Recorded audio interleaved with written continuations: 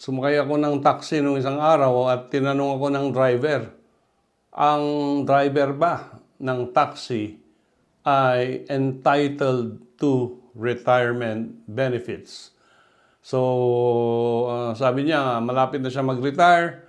Aside from the retirement benefits under the Social Security System, dahil nakaregister daw siyang self-employed, ang driver ba na ito ay entitled to a retirement pay from the company or the operator? Kasi sinasabi daw ng operator na hindi siya regular employee ng kumpanya kasi boundary system naman siya.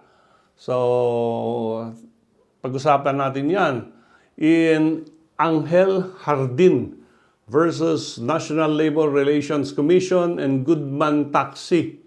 Sinabi ng ating korte na ang relasyon ng isang taxi operator o kaya jeepney operator on one hand and the taxi driver or the jeepney driver under the boundary system are that of an employer-employee relationship. At very clear yan dun sa desisyon na pag ikaw ay isang taxi driver, kahit na boundary ka lang, as long as you already serve more than 6 months with the operator, you are now considered as an employee of the operator and the company. Hindi rin siya lessor lessee. Baka sabihin ng operator, hindi, umuupa ka lang sa akin ng taxi, kaya ka nagbabayad ng boundary. Hindi rin siya lessor, lessee.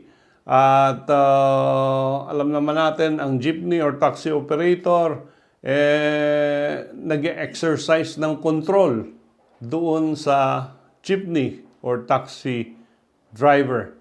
And dito, ang next question is, since regular employee ang trato ng batas sa isang taxi driver, are they entitled to retirement pay? Ang sagot dyan is yes, at the age of 60 or at the age of 65. Ang mga taxi or drivers operator ay entitled to retirement benefit equivalent to 1/2 month salary or 15 days of average daily income or 1/2 month for every year of service.